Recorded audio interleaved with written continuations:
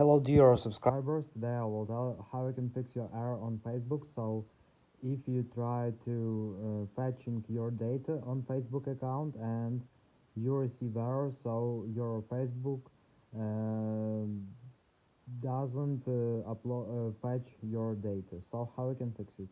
So first thing you need to check your internet connection. So just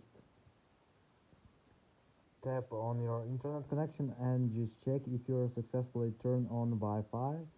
So if you have stable internet connection, so also you can try to reconnect it and to restart your Wi-Fi router.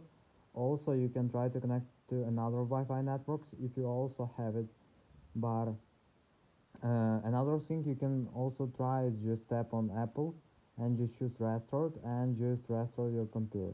So if you have a problem on your phone, so just try to close your app, Facebook app, and just reopen it.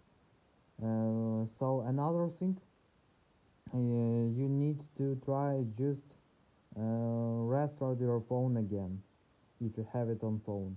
So this is the way how you can fix it. So thanks for watching, have a nice day, subscribe to my channel, click like, and goodbye.